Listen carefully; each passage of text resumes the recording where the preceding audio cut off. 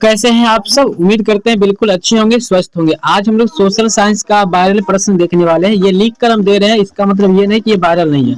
Guarantee ले सकते हैं 100% कि आपके एग्जाम में प्रश्न यहाँ से ही पूछा जाएगा।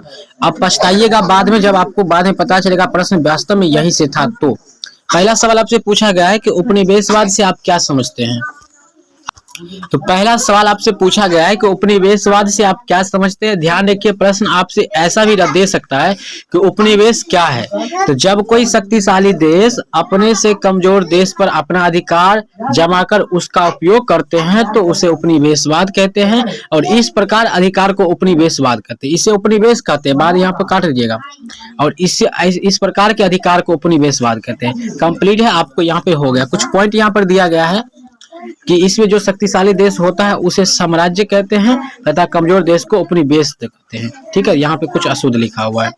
दांडी यात्रा का मुख्य उद्देश्य क्या था। बहुत ज्यादा इंपॉर्टेंट प्रश्न है, मतलब कि वायरल प्रश्न है, आपको इसको देख लेना है कि दांडी यात्रा ये गांधी जी के द्वारा चलाया गया था आंदोलन है।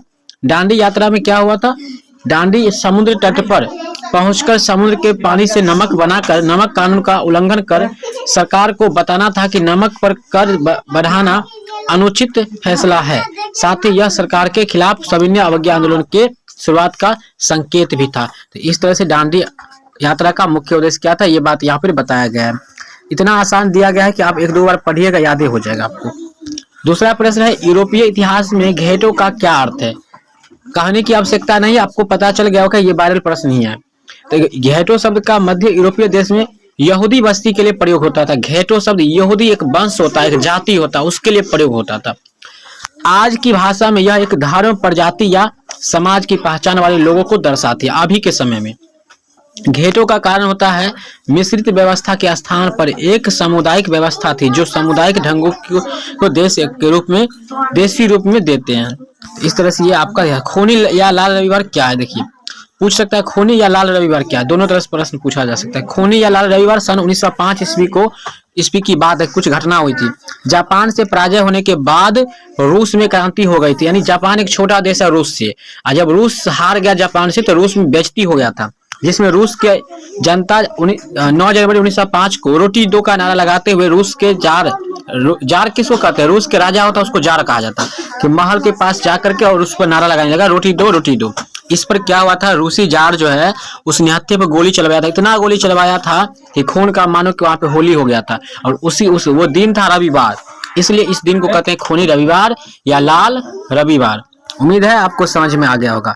5 नंबर है, अक्टूबर क्रांति क्या है।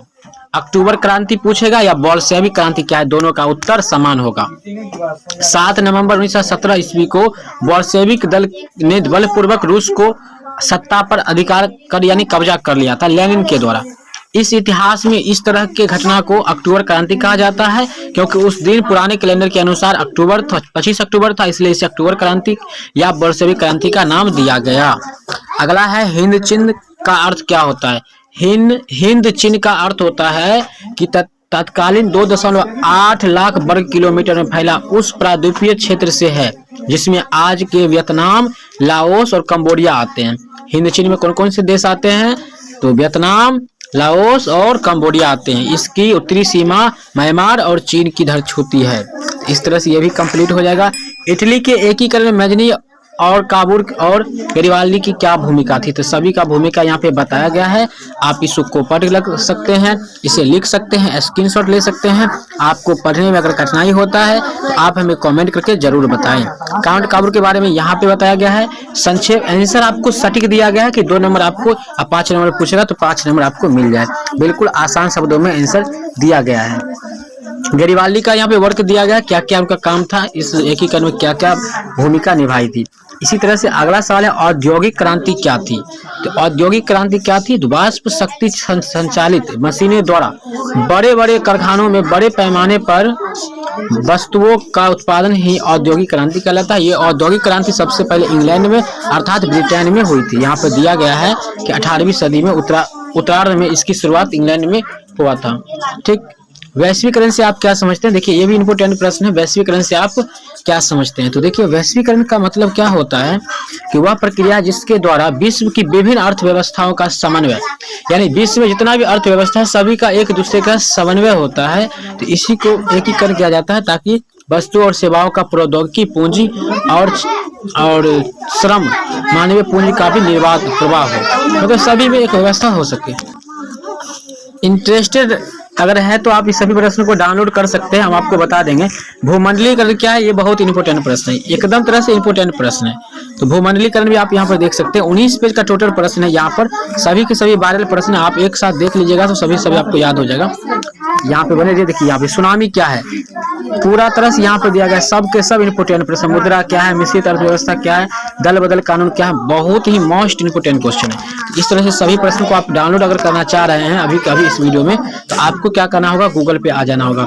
हम आपको डाउनलोड करने का एक सही तरीका बताएंगे आपको, जहाँ से आप सभी वायरल प्रश्न देख सकते हैं एक साथ। यहाँ पे आइए और माधव सर क्लिक कर सकते हैं या माधव NCERT क्लासेस आप सर्च कर सकते हैं। यहाँ पे आप इस बात को सर्च कर लीजिए। सर्च करने के बाद आपको यहाँ पे आ जाना है, पहला पेज जहाँ पर भी दिख रहा है इस वाले पे क्या करना है, सिंपली आपको क्लिक कर देना है। यहाँ पे जब आप क्लिक करेंगे तो आपके सामने ऐसा पेज ओपन होगा, नीचे आ जाना है और इस मॉडल पेपर के अंदर चला जाना है। मॉडल पेपर में जाकर के आप सभी प्रश्नों को देख सकते हैं। तो मॉडल पेपर पर क्लिक कर लेना है। क्लिक करने के बाद ऊपर से एक पेज आपको एक बार रिफ्रेश मार लेना है। रिफ्रेश मारने के बाद आपको नीचे आ जाना है। नीचे आने के बाद यहाँ पे हड़प्पा सभ्यता के बारे में दिया गया है, तो यहाँ से आपको नहीं मिल सकता है। आपको एक बार फिर से बैक आ जाना है। बैक आने के बाद आपको लेटेस्ट अपडेट में ही देखेंगे प्रश्न आपको मिल जाएगा। यहाँ पे यहाँ देख सकते हैं लेटेस्ट अपडेट मैट्रिक वायरल प्रश्न सोशल साइंस, गारंटी इसी से पूछेगा। तो इस वाले पे क्या करना है, सिंपली आपको क्लिक कर देना है। जब क्लिक करेंगे आपके सामने ऐसा पेज ओपन होगा। नीचे आ जाना है। नीचे आने के बाद आपको यहाँ पे आपको सोशल साइंस डाउनलोड मिला है। यहाँ पे और सब्जेक्ट डाउनलोड कर सकते हैं और नीचे से आपको 12th का भी डाउनलोड कर सकते हैं। तो यहाँ पे आप क्लिक करना है, डाउनलोड हो जाएगा आपके फोन में। यहाँ पे क्लिक करेंगे, हमारे पास डाउनलोड होके आ गया। यहाँ पे देखिए हमारे सामने ये डाउनलोड होके आ चुका है। अब हम इसको पढ़ सकते हैं, लिख सकते हैं। उम्मीद करते हैं आप भी डाउनलोड कर पाइएगा। बिल्कुल आसान और सटीक लैंग्वेज में, और किसी भी तरह की दिक्कत नहीं होना चाहिए। अगर दिक्कत होता है तो कमेंट करके पूछ सकते हैं। बाकी के लिए मिलते हैं नेक्स्ट टाइम, तब तक के लिए जय हिंद।